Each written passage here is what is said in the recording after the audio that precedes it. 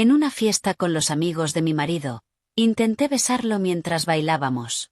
Él se apartó y dijo: «Preferiría besar a mi perro antes que besarte a ti».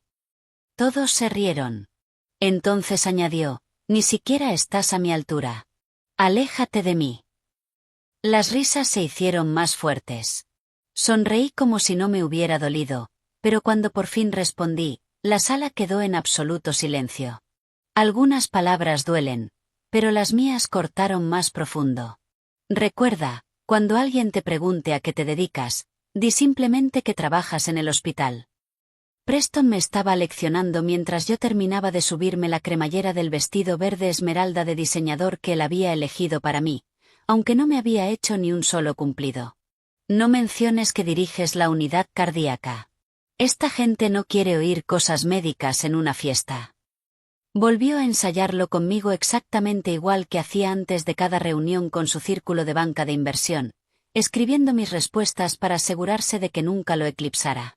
Hace 5 años, presumía ante todo el mundo de haberse casado con una cirujana. Ahora trataba mi carrera como un secreto vergonzoso que podía escapárseme por accidente si no tenía suficiente cuidado. Antes de continuar, quiero darte las gracias por acompañarme hoy. Si crees que la humillación pública en un matrimonio nunca es aceptable y que todo el mundo merece respeto, considera suscribirte. Es gratis y ayuda a llegar a más personas que necesitan escuchar estas historias.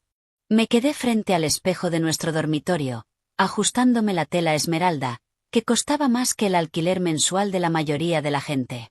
El vestido era precioso, supongo, pero se sentía como un disfraz para una obra en la que yo había olvidado todas mis líneas. Detrás de mí, Preston continuaba con su ritual de arreglo personal, revisándose el cuello de la camisa por 17ª vez. Sí, lo conté. Era más fácil concentrarme en sus ajustes obsesivos que pensar en cómo habíamos llegado hasta ahí. Los Lockwood estarán allí, dijo, mientras seguía deslizando el dedo por la pantalla de su móvil. Recuerda, él trabaja en fusiones y adquisiciones, no en capital privado. No vuelvas a confundirlo. Y su esposa se llama Vanessa, no Valerie.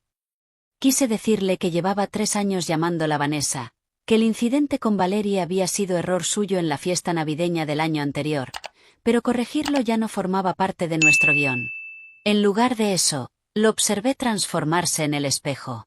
Cada ajuste a su apariencia era otro paso que lo alejaba del hombre que antes me esperaba fuera del hospital con café y flores después de mis cirugías agotadoras. Hoy salvé a un niño de 12 años, dije en voz baja, tanteando el terreno. Su válvula mitral estaba. Eso está genial, cariño. Preston me interrumpió sin apartar la vista de la pantalla. Pero nadie quiere oír hablar de sangre y procedimientos tomando cócteles. La gente se incomoda. Cíñete a temas ligeros. El clima, planes de viaje, quizá ese nuevo restaurante del centro del que todos hablan. El clima. 4 años de medicina, 5 años de residencia quirúrgica, 2 años dirigiendo la unidad cardíaca de uno de los mejores hospitales del país, y él quería que hablara de formaciones de nubes con banqueros de inversión que probablemente ni siquiera sabrían localizarse el pulso. Mi móvil vibró con un mensaje de mi equipo quirúrgico.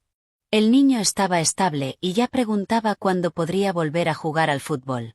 Su madre había llorado cuando le dije que la operación había sido un éxito. Esas lágrimas significaban más para mí que cualquier invitación a esa fiesta, pero mencionarlas violaría las reglas de interacción cuidadosamente construidas por Preston. Además, añadió Preston, mirándome por fin a través del espejo en lugar de hacerlo directamente, Jonathan preguntó por nuestros planes para la gala benéfica Hamilton del mes que viene. Le dije que compraríamos una mesa. Son $250.000, pero es importante para la visibilidad. $250.000 por visibilidad. Mientras tanto, la sala pediátrica necesitaba nuevos equipos de monitorización que la junta del hospital consideraba demasiado caros por $150.000. Yo había planeado hacer una donación personal, pero al parecer nuestro dinero ya estaba destinado a las oportunidades de contactos de Preston. ¿Lista?, preguntó, aunque en realidad no era una pregunta. Ya se dirigía a la puerta, esperando que lo siguiera como un accesorio bien entrenado. El viaje en ascensor se sintió más largo de lo habitual. Preston repasó nombres y detalles sobre los invitados de la noche, tratándome como a una actriz que necesitaba ensayo antes de una función. Timothy Morrison cerró ese acuerdo farmacéutico la semana pasada. Felicítalo, pero no preguntes detalles. Y evita a Megan Whitfield si está bebiendo. Se pone habladora sobre sus problemas matrimoniales. Asentí en los intervalos adecuados mientras pensaba en la madre de mi paciente, en cómo me había sostenido las manos y me había bendecido en 3 idiomas distintos. Eso era real. Eso tenía peso. Este viaje en ascensor hacia otra fiesta donde fingiría ser menos de lo que era. Eso era la actuación. El aparcacoche se llevó nuestro coche con eficiencia ensayada. La mano de Preston se deslizó hasta mi espalda baja cuando entramos en el edificio de gran altura de Jonathan. No por afecto, sino por posicionamiento. Lo hacía en cada evento público, marcando territorio mientras me mantenía a la distancia exacta que sugería unión sin verdadera intimidad. Recuerda, susurró mientras esperábamos el ascensor al ático. Sonríe más esta noche. En la última fiesta parecías miserable. Esta gente es importante, Audrey. Mi carrera depende de estas relaciones.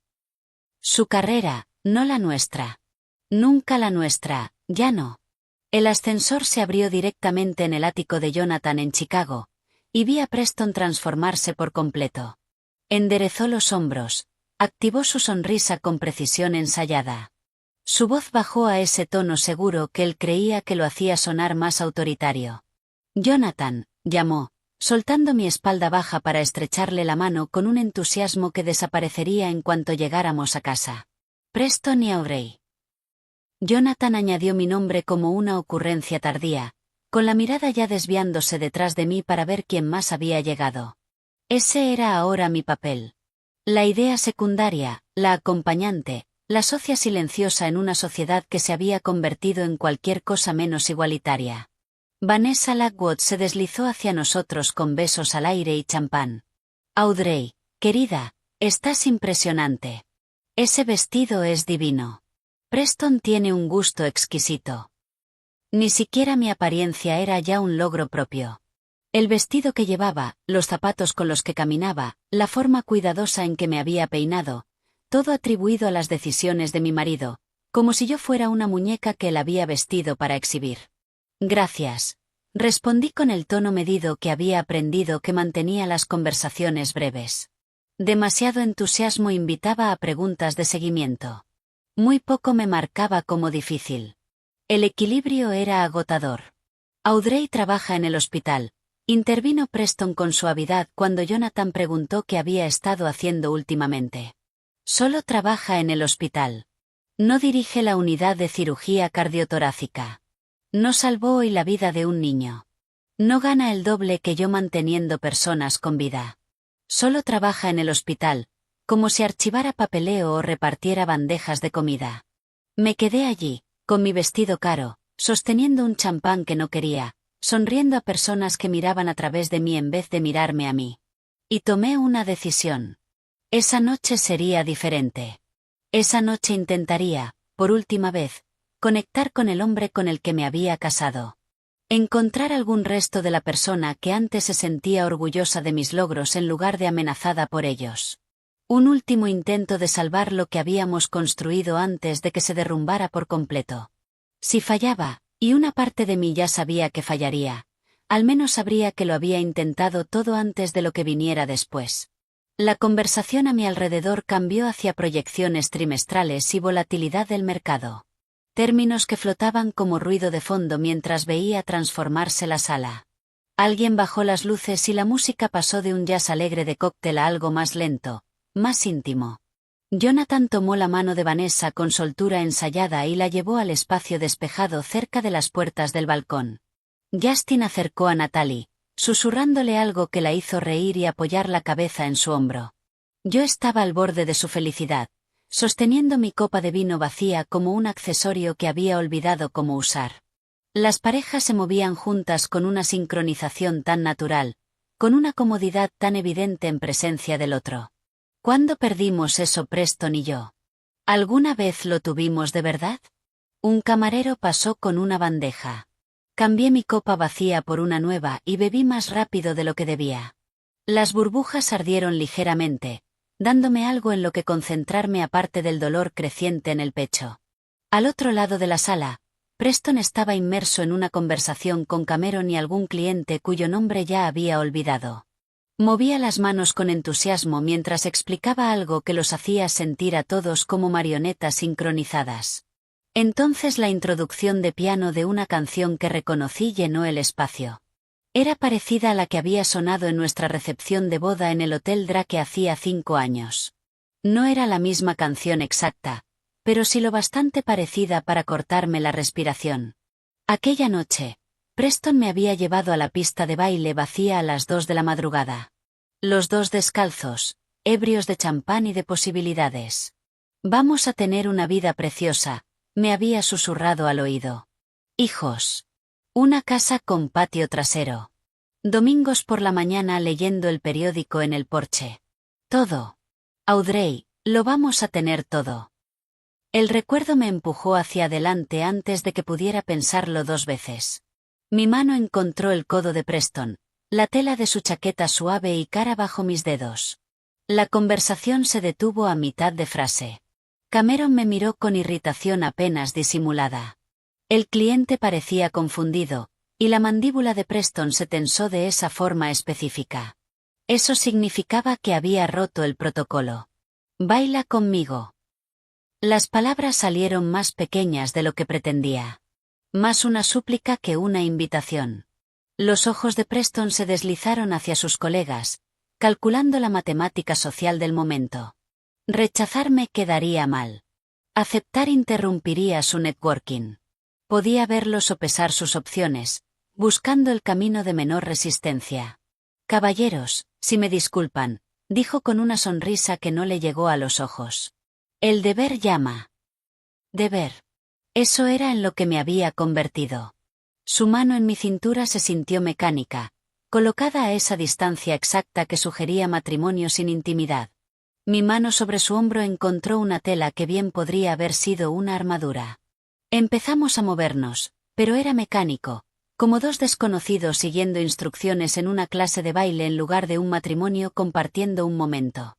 «El acuerdo Peterson parece prometedor», dijo, con los ojos fijos en un punto por encima de mi hombro, probablemente siguiendo quién hablaba con quién, qué conexiones se estaban haciendo sin él. «Eso está bien», murmuré, intentando acercarlo, intentando encontrar algún eco del hombre que una vez había bailado conmigo hasta el amanecer. Su cuerpo se resistió, manteniendo aquella distancia cuidadosa. Todo en él irradiaba impaciencia. El tamborileo de sus dedos contra mi cintura. La forma en que cambiaba el peso de un pie a otro como si ya planeara su salida. Su vigilancia constante de la sala significaba que yo no merecía toda su atención. Ni siquiera durante un baile. A nuestro alrededor, otras parejas se mecían con una intimidad sencilla. Vanessa tenía los brazos alrededor del cuello de Jonathan, los zapatos abandonados en algún sitio, riendo por algo que él le había susurrado. Natalie y Justin apenas se movían, solo se sostenían el uno al otro como si el resto de la sala hubiera desaparecido. Incluso las parejas mayores, las que llevaban décadas casadas, se movían con una familiaridad cómoda que me apretó el pecho. El vino, la música y el recuerdo de tiempos mejores crearon un momento de esperanza peligrosa. Tal vez, si pudiera cruzar esa distancia, si pudiera recordarle lo que solíamos tener. Vi a Vanessa besar la mejilla de Jonathan. Vi a Justin apartar el pelo de Natalie con dedos suaves. Noté cómo todas las demás parejas parecían existir en su propia burbuja privada de afecto. Me incliné hacia él. No pretendía ser algo dramático ni apasionado, solo un beso simple. De esos que los matrimonios se dan en las fiestas cuando la música es suave y la luz favorece. De esos que dicen, seguimos aquí. Seguimos siendo nosotros. A pesar de todo, Preston se apartó con tanta brusquedad que varias personas se giraron a mirar. Su rostro se retorció con verdadero asco, como si hubiera intentado meterle algo tóxico en la boca. Y entonces, lo bastante alto para que todos lo oyeran, lo bastante claro para que la música no pudiera ocultarlo, dijo las palabras que se repetirían en mi mente para siempre. Preferiría besar a mi perro antes que besarte a ti. La risa fue inmediata y cruel. Jonathan casi derramó su bebida. Vanessa se llevó la mano a la boca con una sorpresa encantada. Cameron incluso aplaudió, como si Preston acabara de soltar el remate que todos estaban esperando. El sonido cayó sobre mí en oleadas. Cada risa era una herida distinta. Cada carcajada, una confirmación de que yo era el chiste. Siempre había sido el chiste. Pero Preston no había terminado. La risa alimentó algo en él, validando la historia que llevaba construyendo sobre nosotros, sobre mí. Alzó la voz, asegurándose de que todos escucharan el bis. Ni siquiera estás a mi altura. Aléjate de mí. Más risas. Alguien silbó. Un teléfono apareció en la mano de alguien. ¿Estaban grabando esto? Mi rostro ardía, pero mi cuerpo se había quedado helado, congelado en el centro de su diversión como un espécimen clavado para ser examinado. La sala giró ligeramente, no por el champán, sino por la claridad repentina y devastadora que me atravesó. Cada señal de alerta que había ignorado se organizó en un desfile de verdad.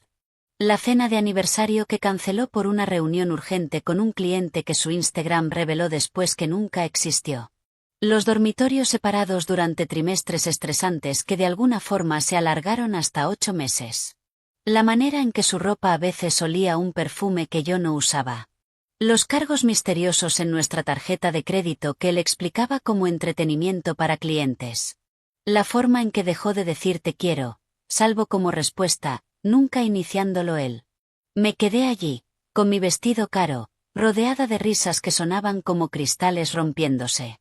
Y entendí con absoluta claridad que había estado haciéndole reanimación cardiopulmonar a algo que llevaba años muerto.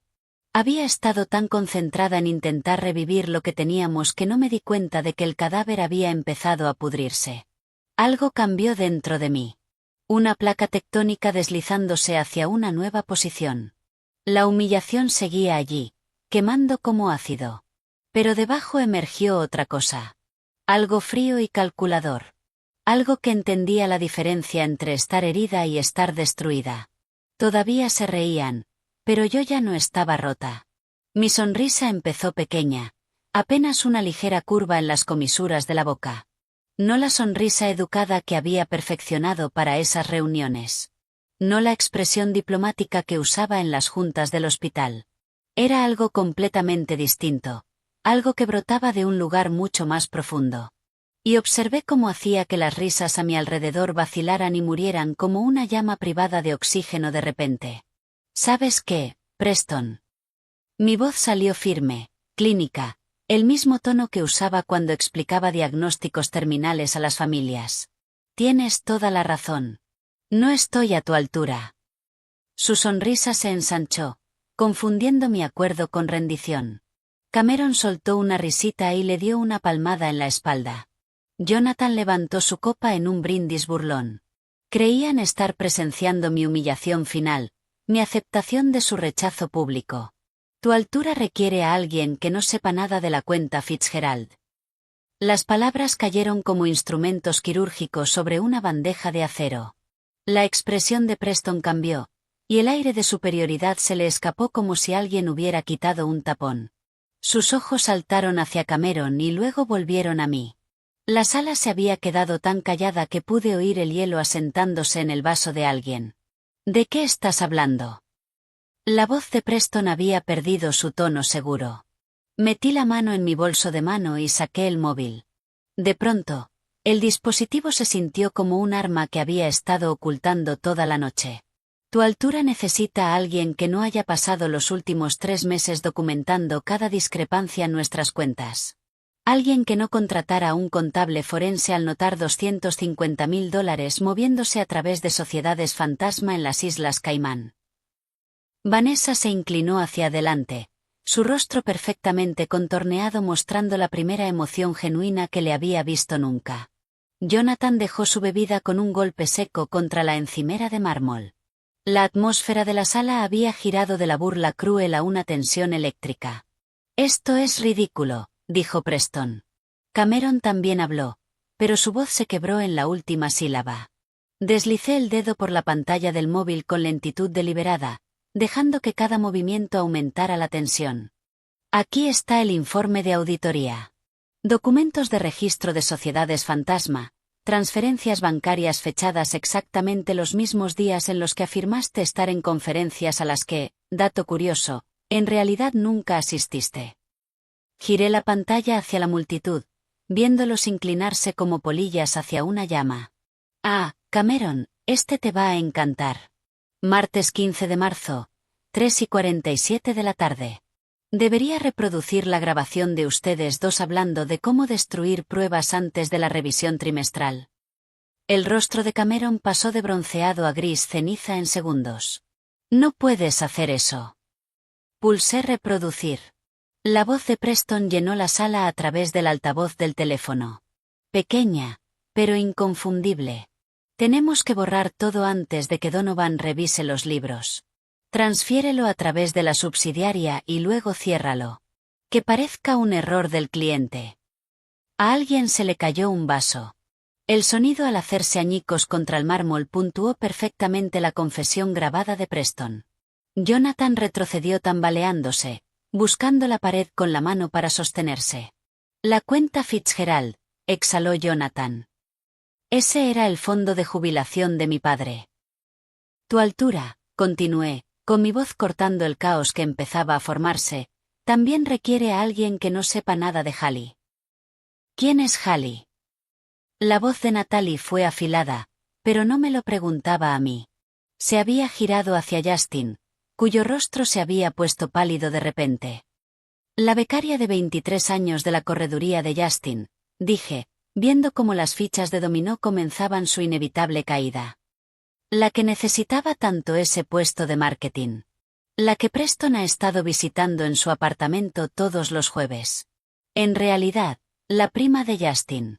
Curioso cómo se conectan estas cosas. La mano de Natalie impactó contra la cara de Justin antes de que él pudiera responder. La bofetada resonó en el ático como un disparo. Tu prima, esa que dijiste que necesitaba ayuda profesional. Tu altura necesita a alguien que no lea mensajes de texto. Deslicé el dedo por el móvil, buscando las capturas que había guardado, como esta de hacía 3 horas. No veo la hora de que termine esta fiesta aburrida para verte mañana. Audrey está tan desesperada que da vergüenza. O esta otra del martes pasado. Mi esposa es patética. ¿De verdad cree que estoy trabajando hasta tarde? Vanessa se había acercado más, leyendo por encima de mi hombro. Dios mío, susurró, y luego habló más alto, girándose hacia Jonathan. Las pastillas. Las pastillas que desaparecían de nuestro botiquín. ¿Qué pastillas?, preguntó Jonathan, con una confusión que parecía genuina. Las pequeñas azules. La voz de Vanessa iba subiendo. Dijiste que no las necesitabas, pero seguían desapareciendo. ¿Y ahora? Se giró hacia Preston. Estuviste en nuestra casa la semana pasada para ver el partido. Usaste nuestro baño.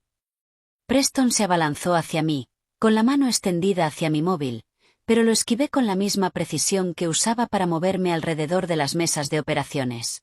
Años de entrenamiento quirúrgico me habían enseñado economía de movimiento.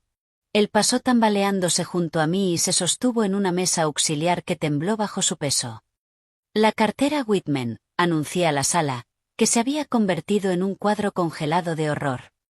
Revisen sus estados de cuenta, todos. Revisen de verdad esos rendimientos espectaculares que Preston les ha estado mostrando.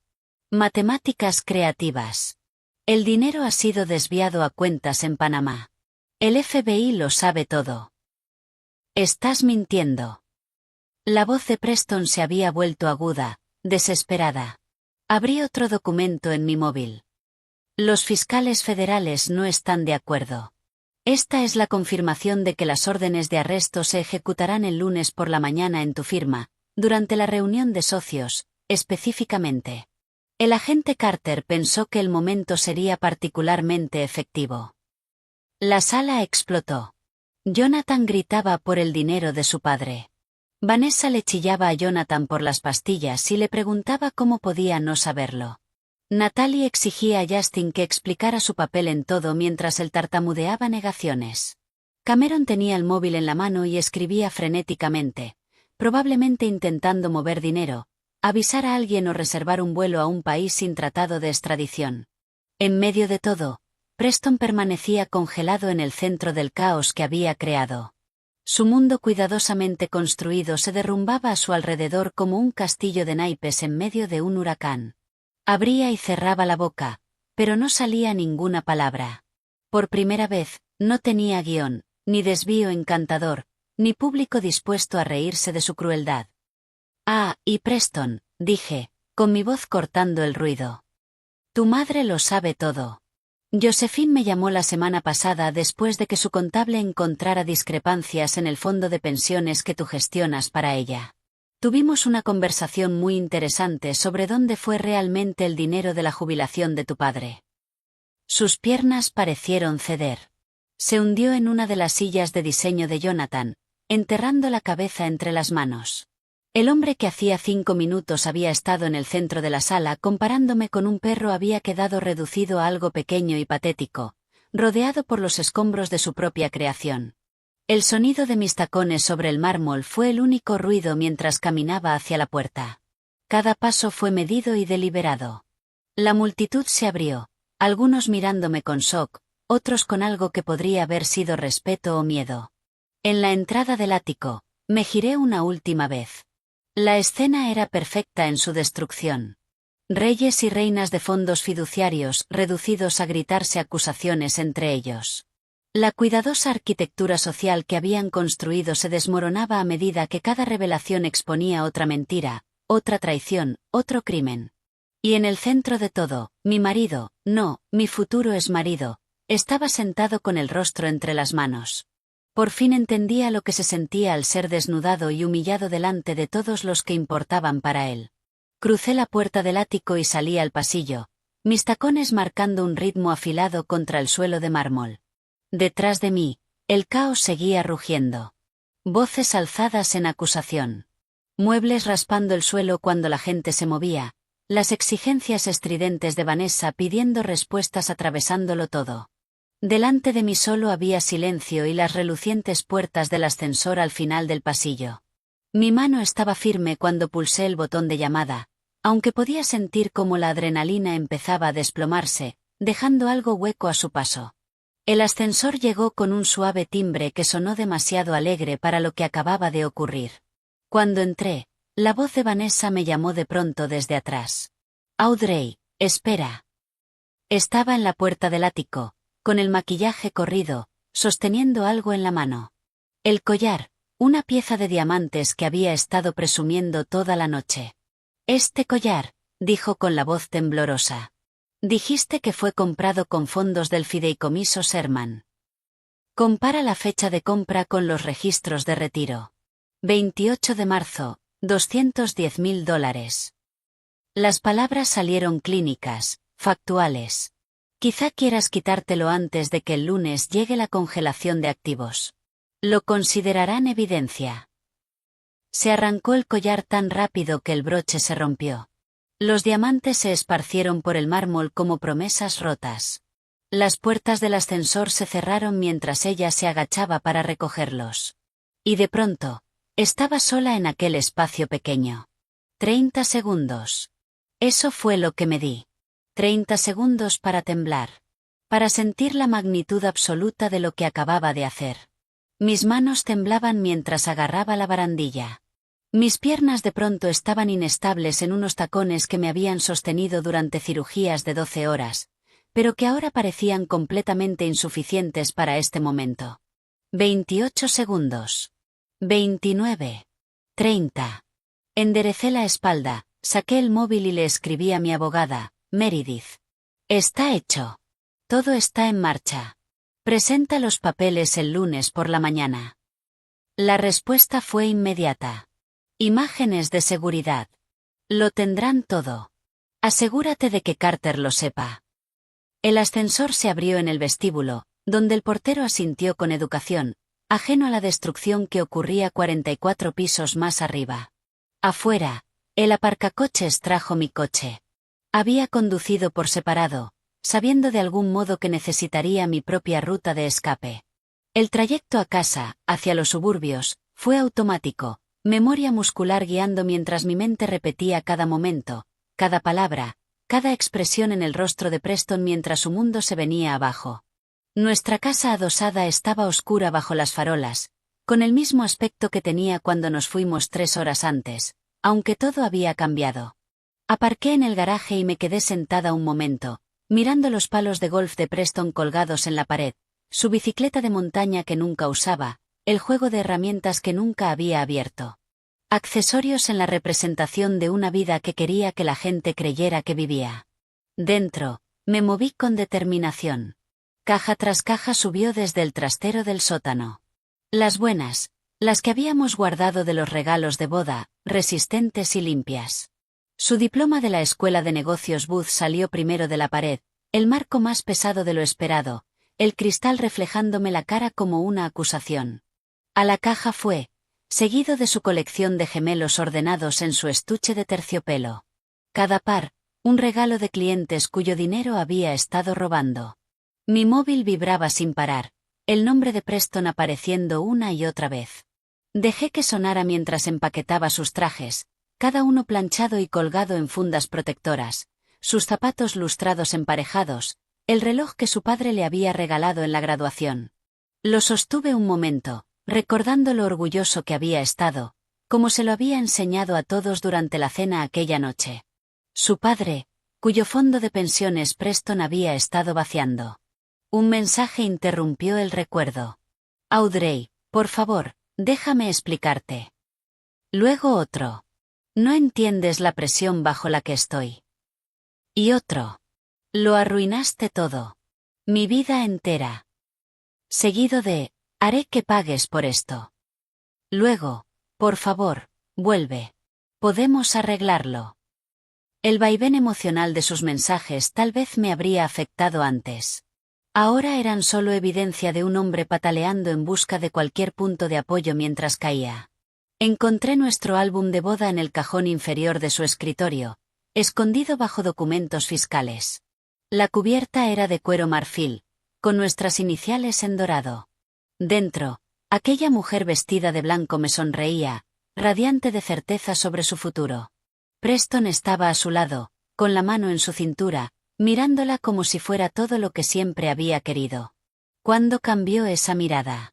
¿Cuándo dejó ella de ser una compañera a la que amar y se convirtió en un accesorio que administrar? Entonces llegaron las lágrimas, no por él ni por nosotros, sino por ella. Por esa mujer que había creído en él para siempre. Me senté en el suelo de su despacho, rodeada de cajas con su vida, y lloré la muerte de su fe ingenua en los finales felices. Mi móvil sonó. El nombre de Abigail apareció en la pantalla. Vi la historia de Instagram de Vanessa, dijo mi hermana sin rodeos. Se cortó a mitad de la escena, pero había gritos. ¿Estás bien? ¿Puedes venir a casa? Mi voz sonó ronca, desconocida. Ya voy en el coche. Estaré ahí en 3 horas desde Madison. La mañana siguiente llegó gris y silenciosa. Abigail había aparecido a las 2 de la madrugada con una maleta y una bolsa de supermercado, encontrándome dormida en el sofá rodeada de cajas. Me había cubierto con una manta y había empezado a preparar café. El olor me sacó de sueños inquietos sobre diamantes cayendo y suelos de mármol. «¿Tienes una reunión?», dijo, entregándome una taza. Benjamin Carter. A las 9 de la mañana. Café Luna. Había olvidado que se lo conté durante nuestra sesión de planificación nocturna. El agente Carter ya estaba allí cuando llegué, sentado en una mesa de la esquina con vista clara a ambas salidas. Hábitos profesionales, supuse. Se puso de pie al verme. Profesional, pero no frío. Doctora Lockwood, pronto doctora Chen. Espera, mi apellido de soltera. Digamos simplemente doctora Audrey. Lo mantendré simple. Doctora Audrey. Deslicé la memoria USB por la mesa. 3 años de pruebas comprimidos en un dispositivo más pequeño que mi pulgar. Mi madre lo notó primero, expliqué. Es contable pública retirada. Nos hace los impuestos como favor. Pequeñas discrepancias que no coincidían con nuestros ingresos declarados. Después de eso, empecé a documentarlo todo. Carter revisó los archivos en su portátil, y su expresión se fue volviendo más seria con cada documento. Esto es exhaustivo. Con lo que reveló anoche y esta documentación, tenemos suficiente para acusaciones federales. Los activos de Preston quedarán congelados al mediodía. Jonathan Lockwood y Justin Coleman también están ahora bajo investigación. Y su acuerdo de inmunidad es sólido. Usted no tenía conocimiento de la actividad criminal cuando comenzó. Lo denunció en cuanto lo descubrió y está cooperando plenamente. Está protegida. De vuelta en casa, Abigail había reorganizado los muebles de la sala, empujando el sillón de Preston al garaje y centrando el sofá que yo había comprado antes de conocerlo. Ese del que él siempre se quejaba. Demasiado blando, demasiado azul, demasiado algo. Odiaba este sofá, dije, hundiéndome en él. ¿Recuerdas cuando te hizo saltarte el 70 cumpleaños de papá?, dijo Abigail de pronto. Dijo que era una cena crítica con un cliente. Asentí, recordando la decepción en la voz de mi padre cuando llamé para cancelar. Vi fotos de Instagram esa noche. Estaba en la inauguración de un club con esa gente. No había clientes, solo champán y personas que no eras tú. Nos quedamos sentadas en un silencio cómodo. Hermanas que se habían distanciado durante mi matrimonio y que ahora empezaban a encontrarse de nuevo. Abigail sacó su portátil y juntas empezamos a hacer listas. Citas con Meredith, asesores financieros, terapia, apoyo, pasos prácticos hacia una vida que sería completamente mía. El lunes por la mañana llegó con un sol inesperado entrando por las ventanas del hospital. Abigail se había marchado a Madison al amanecer, prometiendo volver el próximo fin de semana, y yo conduje hasta el Hospital Northwestern Memorial en piloto automático. Mi mente cuidadosamente compartimentada entre la cirugía que tenía por delante y el conocimiento de lo que estaba ocurriendo en los edificios de oficinas del centro. El paciente era un jugador de baloncesto local de 17 años que se había desplomado durante un entrenamiento por un defecto cardíaco no detectado. Sus padres estaban en la sala de espera, tomados de la mano con la misma esperanza desesperada que había visto cientos de veces. Me concentré en sus rostros mientras explicaba el procedimiento, usando su miedo para anclarme a este momento, a este propósito, a esta vida que existía completamente separada de la destrucción que se desplegaba en el centro. En el quirófano, mi equipo se reunió con eficiencia practicada. El Dr. Chen, mi residente senior, estudiaba los monitores mientras tomaba notas. Nicole, mi enfermera quirúrgica favorita, colocaba los instrumentos con precisión metódica. Se movían a mi alrededor como una orquesta bien ensayada, sin saber que su directora estaba siguiendo internamente la hora, sabiendo que exactamente a las 10 de la mañana, agentes del FBI entrarían en Donovan, Clene y asociados. Bisturí, dije, con la voz firme bajo la mascarilla quirúrgica. El peso del instrumento en mi mano se sintió como verdad, algo real y con propósito. Allí, en esa sala estéril, con su entorno controlado y objetivos claros, podía salvar una vida mientras otra vida, la que había construido con Preston, terminaba oficialmente. La cirugía se extendió hasta la 3ª hora cuando el Dr. Chen comentó mi calma inusual. Parece diferente hoy, doctora. Más concentrada, de alguna manera. Si él supiera que cada corte preciso, cada sutura cuidadosa era una meditación contra imaginar el rostro de Preston cuando los agentes entraran en aquella sala de conferencias. La reunión de socios siempre empezaba a las 10 en punto. Donovan estaría a mitad de su presentación sobre proyecciones trimestrales cuando las puertas se abrieran. Los arrestos serían públicos, visibles, imposibles de manipular o explicar. 4 horas después, encontramos tejido cicatricial inesperado de una antigua lesión que el chico no había mencionado. Trabajé metódicamente, redirigiendo vasos con la misma paciencia que había usado para documentar 3 años de delitos financieros. Cada desafío en aquella cirugía podía resolverse con habilidad y persistencia. A diferencia de los matrimonios construidos sobre mentiras, los corazones sí podían arreglarse de verdad. 7 horas y 14 minutos después de la primera incisión, até la última sutura. El corazón del chico latía fuerte y estable en los monitores. Un ritmo que lo llevaría a través de décadas de partidos, graduaciones y toda la vida que Preston había intentado robarles a los jubilados cuyas pensiones había saqueado. Un trabajo precioso, doctora Chen, dijo mientras nos lavábamos. Ese chico jugará en la universidad gracias a usted. Me quité el gorro quirúrgico, con el pelo húmedo de sudor, y revisé el móvil. 17 llamadas perdidas, 3 de números que no reconocía, probablemente periodistas, el resto de varios socios de la correduría de Preston. La noticia había salido a la luz. De vuelta en mi despacho, apenas me había sentado cuando Vanessa apareció en la puerta. Había desaparecido la mujer perfectamente arreglada de la fiesta del viernes por la noche. Su ropa de diseñador había sido reemplazada por un sencillo vestido de Malbot, su rostro sin maquillaje salvo por rastros de rímel que sugerían que había llorado en el coche. ¿Puedo entrar? Su voz era pequeña, insegura. Señalé la silla frente a mi escritorio. Se sentó con cuidado, como si pudiera romper algo, incluida ella misma.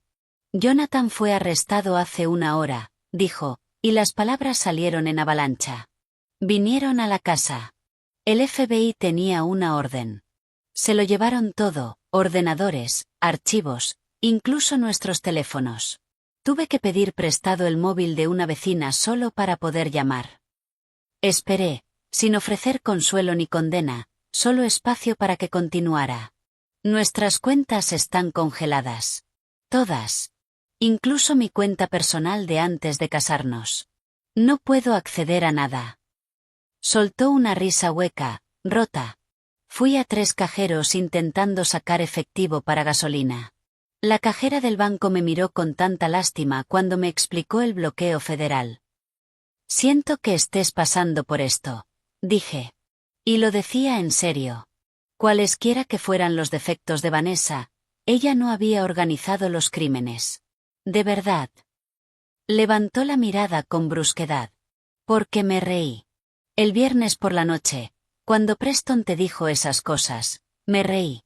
Me he reído durante años, Audrey. En cada fiesta, en cada reunión, todos nos reíamos. Te llamábamos la reina de hielo. La cirujana robot que no sabía divertirse. La confesión quedó suspendida entre nosotras como un bisturí esperando cortar. Y todo este tiempo, continuó, con lágrimas cayendo libremente. Jonathan me estaba robando a mí, a su propio padre, a clientes que confiaban en él. Tenía aventuras, múltiples aventuras. Al parecer hay una tarjeta de crédito aparte de la que nunca supe.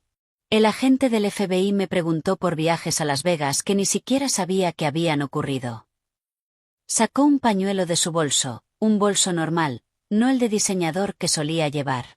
Estaba tan ocupada sintiéndome superior a ti, riéndome de tu matrimonio, que nunca miré el mío. Vivíamos exactamente la misma mentira, salvo que tú fuiste lo bastante inteligente para verlo. El teléfono de mi despacho sonó. Dejé que saltara al buzón de voz, pero el identificador de llamadas mostró un nombre que hizo que Vanessa se estremeciera, Donovan, Kleene y Asociados. Todos me están llamando, dije. Los antiguos colegas de Preston. Algunos intentando pescar información, tratando de averiguar su exposición. Otros queriendo distanciarse, asegurándose de que yo sepa que no tenían ni idea de lo que estaba pasando. ¿Lo sabían?, preguntó Vanessa. Mi móvil vibró con un mensaje de un número que reconocí. Morgan, la exasistente de Preston.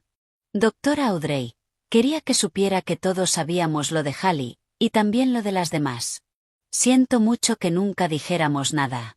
Él solía presumir de eso en los afterworks.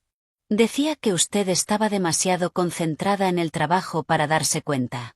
Decía que planeaba dejarla en cuanto se cerrara el acuerdo de Singapur. Tengo documentación si la necesita para el divorcio. Le mostré el mensaje a Vanessa. Lo leyó 2 veces, con el rostro desmoronándose. Todos lo sabían, susurró. En cada fiesta, en cada cena, Todos sabían que nuestros maridos nos estaban destruyendo por diversión. Mi móvil volvió a sonar. Esta vez reconocí el número. Josephine, la madre de Preston. Había estado temiendo esa llamada. Necesito atender esto, le dije a Vanessa. Ella se levantó para irse, luego se detuvo en la puerta.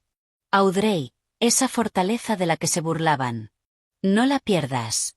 Es la única razón por la que sigues en pie mientras el resto de nosotras nos estamos desmoronando. La voz de Josephine fue cortante cuando contesté. Décadas de educación de alta sociedad apenas ocultaban su emoción. Audrey, te debo una disculpa. Nada de hola. Nada de cómo estás. Directa al grano, como siempre. Fui una suegra terrible. Desaprobaba tu carrera. Pensaba que debías centrarte en darme nietos. Te critiqué por no apoyar adecuadamente las ambiciones de Preston. No dije nada, dejándola continuar. Contraté a una investigadora hace 6 meses. Dijo que las irregularidades en la cuenta de pensiones eran demasiado evidentes para ignorarlas. Lo sé todo. Las aventuras, el robo, las mentiras. Ya he hablado con la Fiscalía Federal. Testificaré contra mi propio hijo si es necesario. Josephine, estaba intentando transferir la casa a mi nombre. ¿Lo sabías? Para ocultar activos de posibles demandas. El papeleo estaba preparado, pero nunca se presentó. Debió de distraerse con sus planes. Hizo una pausa. Lo crié mejor que esto. Su padre estaría devastado. Habían pasado 3 meses desde los arrestos, y el otoño había convertido el horizonte de Chicago en un estudio de gris y dorado.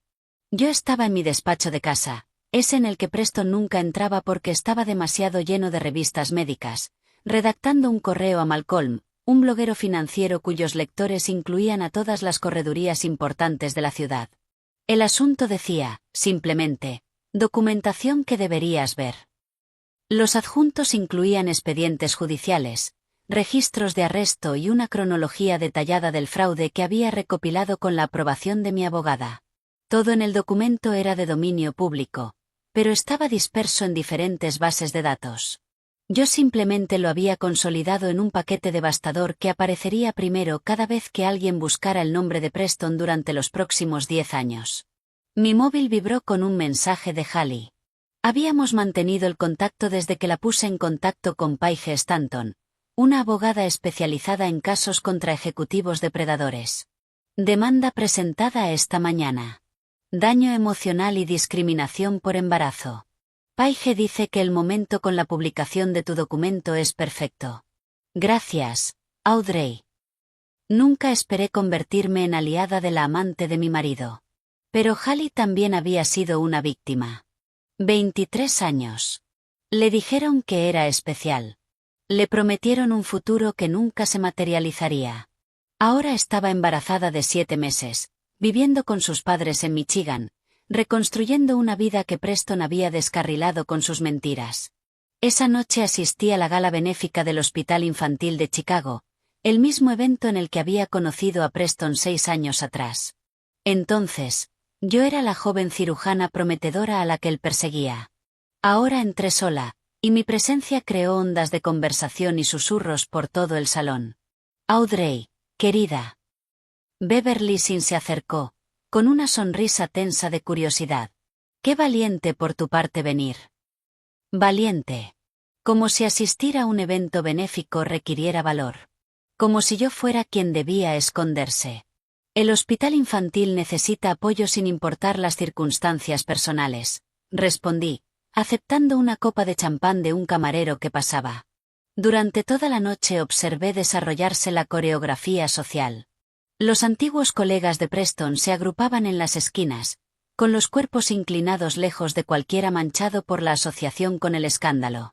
Los antiguos clientes de Jonathan se movían por la sala como refugiados, intentando establecer nuevas alianzas mientras sus activos congelados los dejaban tambaleándose cerca de las mesas de la subasta silenciosa. Escuché a Lauren, la esposa de Cameron, hablando con un pequeño grupo de mujeres. No teníamos ni idea, por supuesto. Cameron apenas conocía a Preston fuera de los eventos de trabajo. Activé la aplicación de grabación en mi móvil, sosteniéndolo casualmente a mi lado. Por favor, se rió otra mujer. Cameron estaba en todas las noches de chicos. ¿Recuerdas aquel viaje a Las Vegas el año pasado? Mi marido dijo que prácticamente estaban celebrando algo. El acuerdo de Singapur, admitió Lauren, bajando la voz. Cameron lo mencionó una vez. Dijo que Preston había encontrado una solución creativa a su problema de financiación. Deberíamos haber sabido que creativo significaba ilegal. Esas admisiones, esos pequeños reconocimientos de ceguera voluntaria, eran bloques de construcción en una estructura mayor de rendición de cuentas. Mi abogada estaría muy interesada en el conocimiento previo de Cameron sobre el acuerdo de Singapur. El proceso de divorcio había comenzado 2 semanas antes, y Preston había llegado con una estrategia que era impresionante por su descaro. Señoría, había declarado el abogado de Preston, la doctora Audrey ganó más de $2 millones el año pasado.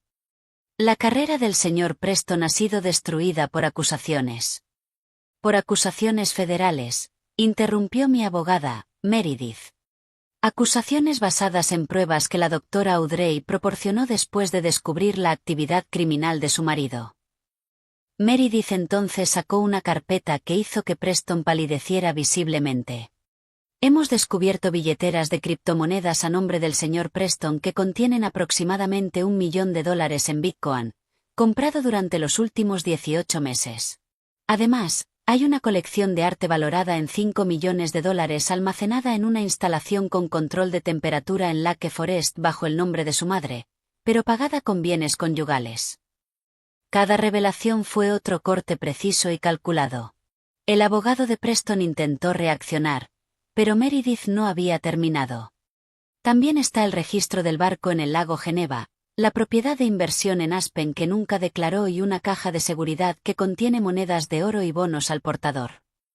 Al final de esa audiencia, la posición de Preston se había derrumbado por completo. Saldría del matrimonio con los honorarios de su abogado penalista y nada más. 2 días después de la audiencia de divorcio, Natalie Coleman se puso en contacto conmigo. La esposa de Justin había descubierto su propio alijo de pruebas y quería comparar notas. Nos reunimos en una cafetería tranquila del barrio de Lincoln Park. 2 mujeres unidas por la peculiar hermandad de la traición. Justin lo grababa todo, dijo Natalie, deslizando una memoria USB por la mesa. Tenía una aplicación en el móvil que grababa automáticamente las llamadas, incluidas las de Preston. Las grabaciones eran demoledoras. Conversaciones sobre mover dinero, discusiones sobre otras cuentas que habían puesto en la mira, bromas sobre que sus esposas eran demasiado estúpidas o demasiado confiadas para darse cuenta. En un intercambio particularmente escalofriante, se rieron de una maestra jubilada a la que habían vaciado toda la pensión. Se llama Dorothy Pye, dijo Natalie. Enseñó 3º de primaria durante 40 años. Le quitaron todo. Esa conversación llevó a otra revelación. Natalie había sido contactada por otras 5 mujeres, todas conectadas con el escándalo de distintas formas. Algunas eran esposas de CEO conspiradores. Otras eran víctimas cuyas cuentas de jubilación de sus maridos habían sido saqueadas. Organizamos una reunión en mi casa la semana siguiente. 7 mujeres se reunieron en mi salón un jueves por la noche. Teníamos edades entre 23 y 68 años. Unidas por nuestra conexión con esta red de crimen financiero y violencia emocional. Estaba Beverly Sin, cuyo plan 401k de su marido había desaparecido por completo. Valerie Williams, cuyo marido había sido socio de Cameron antes de que la firma colapsara. Linda Martínez, que descubrió que su marido facilitaba el lavado de dinero. No somos solo víctimas, dije al abrir la reunión. Somos testigos. Tenemos información que puede ampliar esta investigación y asegurarnos de que todos los implicados rindan cuentas. Beverly asintió con firmeza. Llevo meses documentándolo todo. Mi marido pensó que yo no entendía de finanzas porque enseño en primaria. Se equivocaba. Entre vino y pruebas cuidadosamente organizadas, construimos nuestro caso.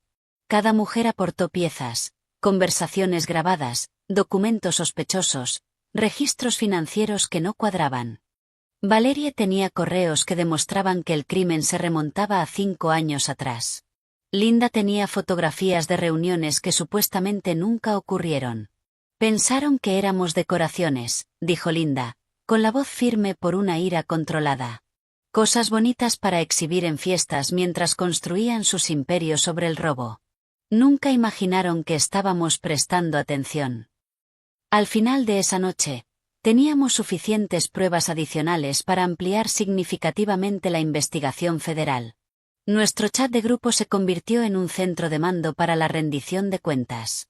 Cada mujer se comprometió a asegurar que la justicia llegara más allá de los principales conspiradores.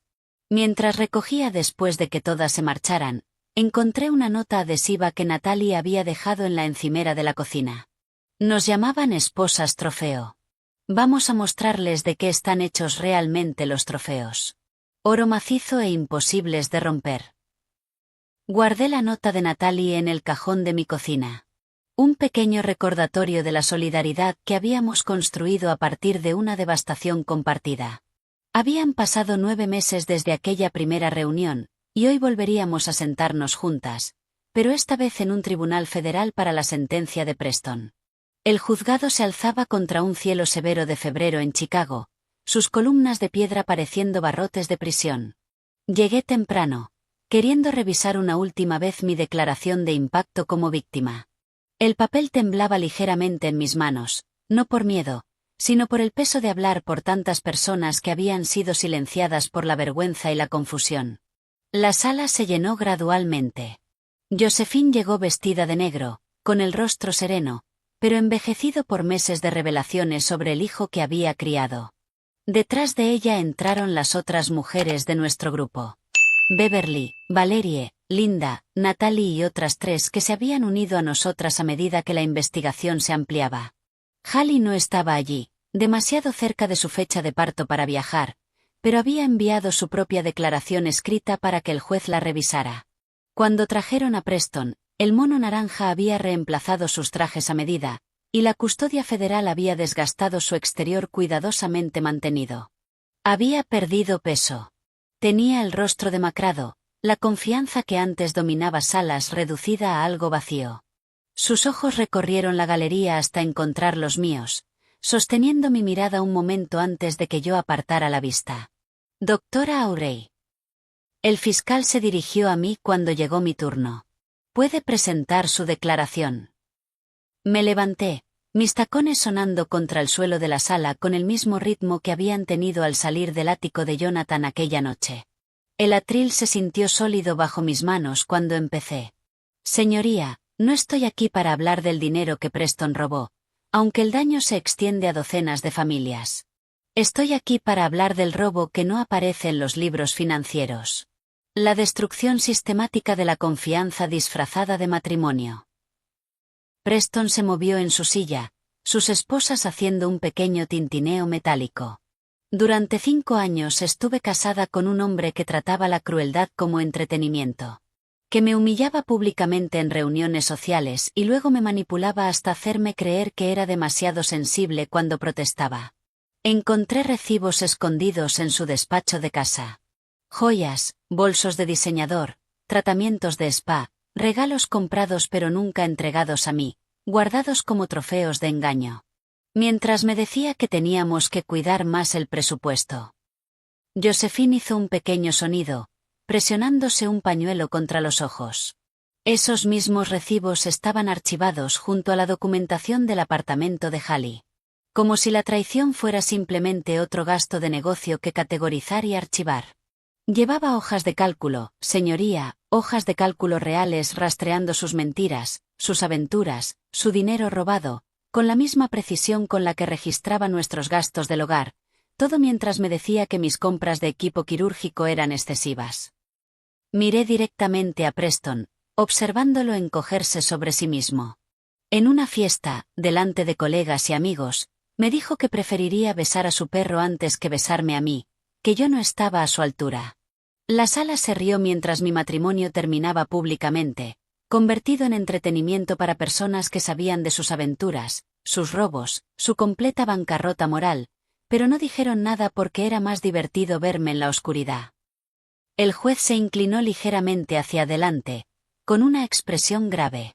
Los delitos financieros destruyeron jubilaciones y futuros, pero la violencia emocional que ejerció destruyó algo más profundo.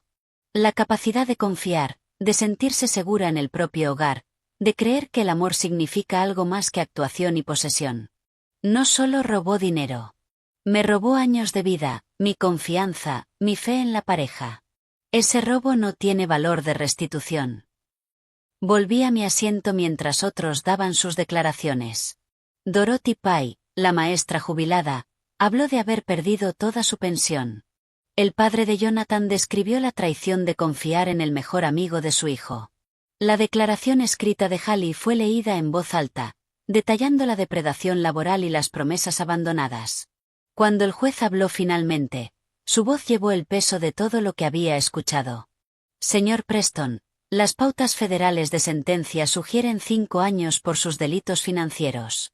Sin embargo, los factores agravantes aquí, la violación de la confianza fiduciaria, la explotación de bienes conyugales, la naturaleza sistemática de su engaño, justifican una desviación al alza de esas pautas.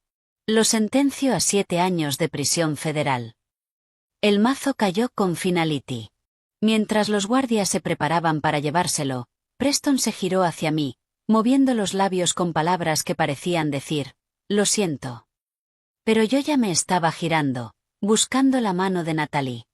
Luego la de Beverly, creando una cadena de mujeres que habían sobrevivido a devastaciones similares y encontrado fuerza en la verdad compartida. Josephine se acercó a mí al salir del juzgado. «Audrey, lo que dijiste ahí dentro. Nunca entendí lo que él te hizo pasar. Te fallé como suegra, y lo siento profundamente». Esa noche, mi casa adosada se llenó de las mismas mujeres que se habían reunido meses antes. Pero la atmósfera había cambiado de duelo a algo parecido a la esperanza. Natalie llegó con champán comprado con fondos de los activos incautados de Justin, un detalle que nos hizo sonreír a todas con amargura. Por la justicia, Beverly levantó su copa. Por la supervivencia, añadió Valerie.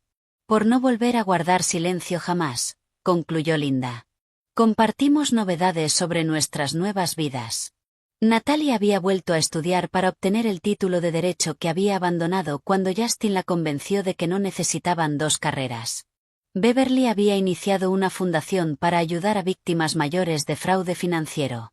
Valerie estaba saliendo con alguien otra vez, despacio, con cuidado, pero con esperanza. Recibí una carta de Hallie, anuncié, sacándola de mi bolso.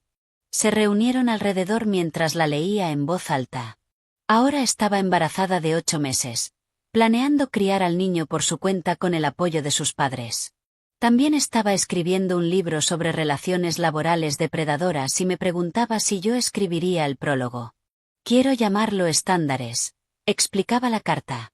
Porque hombres como Preston siempre hablan de estándares cuando ellos mismos no poseen ninguno. La amarga ironía no se le escapó a ninguna de nosotras.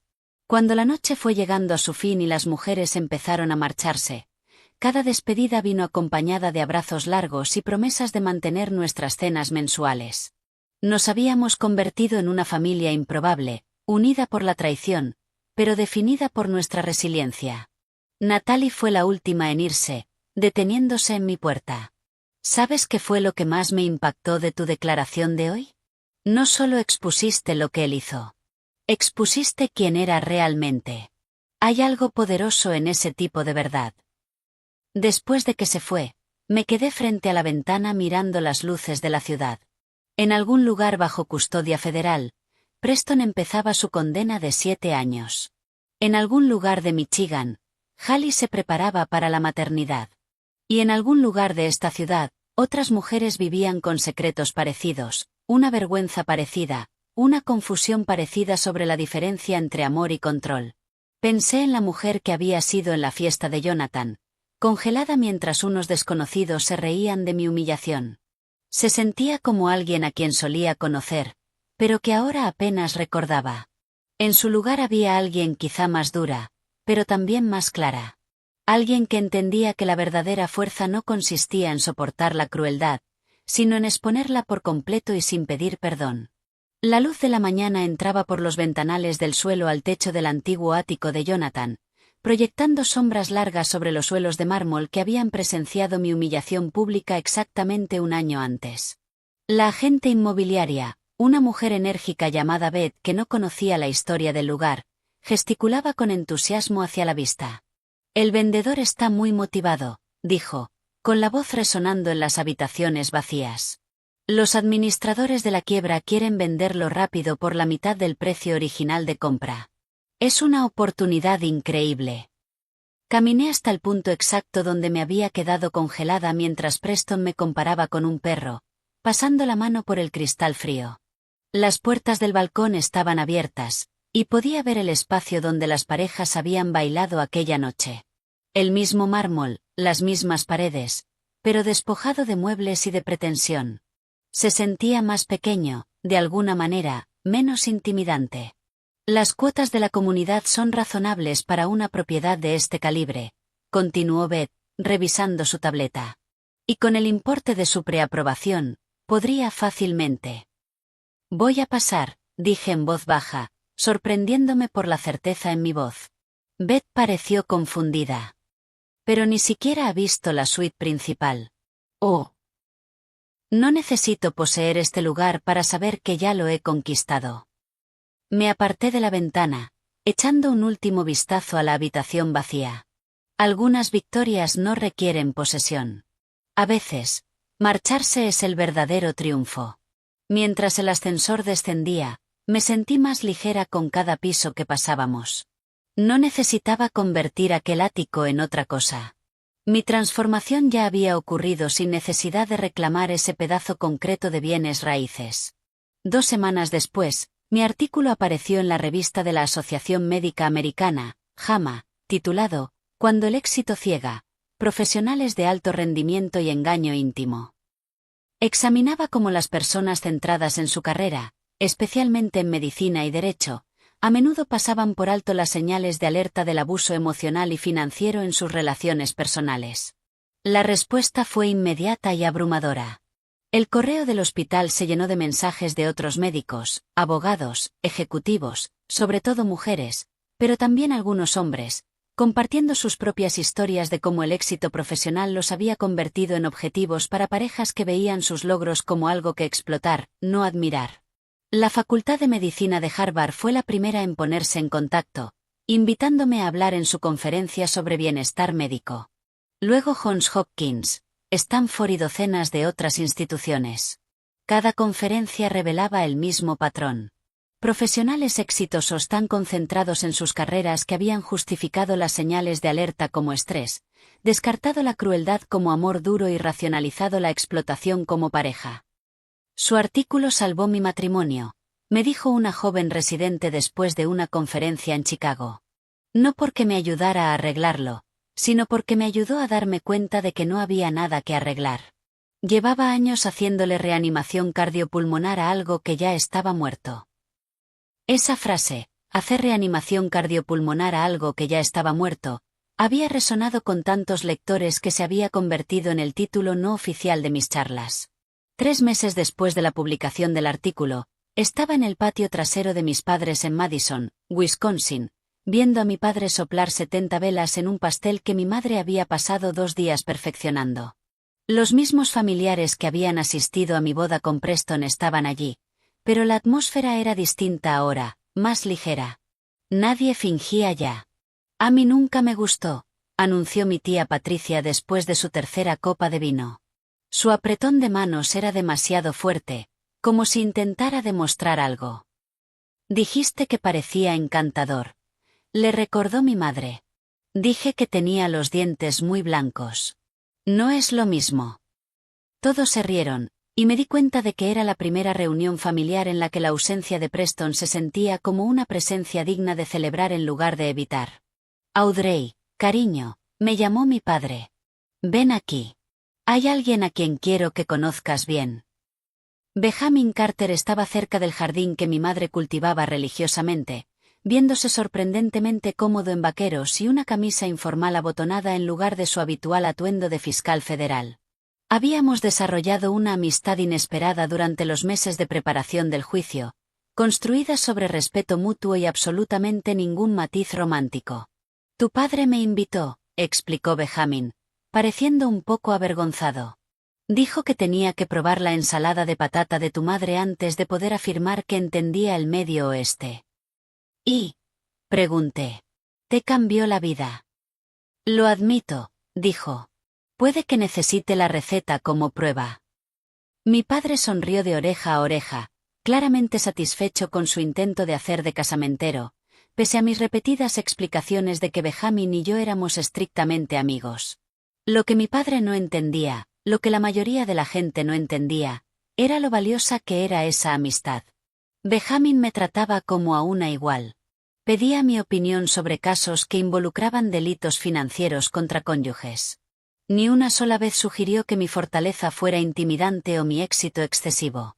Llamó ayer, mencionó Benjamin en voz baja cuando mi padre se distrajo con la llegada de los hijos de mi hermana. Preston está apelando la sentencia. Que lo haga, dije, mirando a mi madre mimar a los hijos de Abigail. Las apelaciones requieren nuevas pruebas.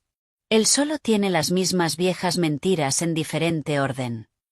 6 meses después, estaba en un quirófano preparándome para una de las cirugías más delicadas de mi carrera. La hija de 17 años de la senadora Cynthia Walsh necesitaba una compleja reparación valvular. El tipo de procedimiento que exigía precisión absoluta y manos firmes. 7 horas después, salí de la cirugía y encontré a la senadora esperando con lágrimas en los ojos. Le salvaste la vida, dijo, agarrándome las manos. ¿Cómo podré pagártelo alguna vez? Solo estaba haciendo mi trabajo, respondí.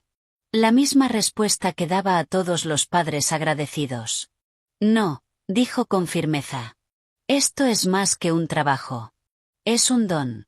¿Alguna vez has considerado?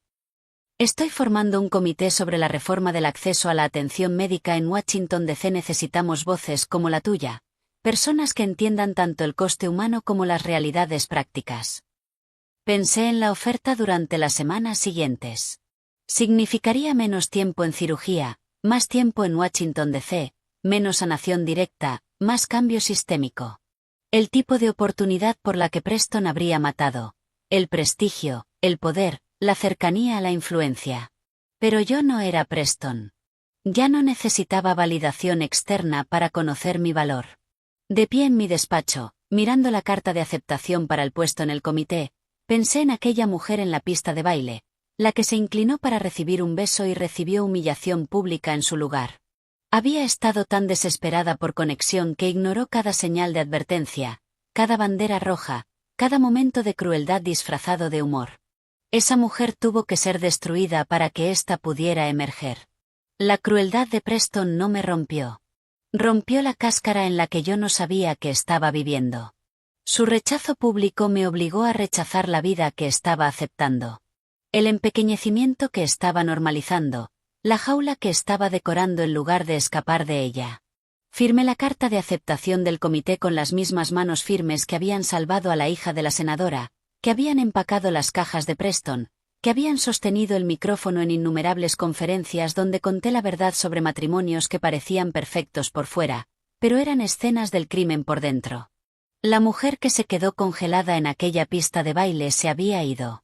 En su lugar había alguien que entendía que el verdadero poder no venía de ser elegida, validada o incluida. Venía de elegirse a sí misma, validar su propio valor e incluir su propia voz en conversaciones que importaban. Algunas palabras duelen, otras sanan. Pero las palabras más verdaderas, las que cortan más profundo, son las que por fin nos decimos a nosotros mismos. Merezco algo mejor. Soy suficiente. Me elijo a mí. Si esta historia de venganza calculada resonó contigo, dale al botón de me gusta ahora mismo. Mi parte favorita fue cuando Audrey sacó el móvil en la fiesta y empezó a revelar esas auditorías forenses, viendo cómo la victoria arrogante de Preston se convertía en devastación total. ¿Cuál fue tu momento más satisfactorio? Déjamelo en los comentarios. No te pierdas más historias emocionales de traición y triunfo. Suscríbete y activa la campanita de notificaciones para no perderte ningún vídeo.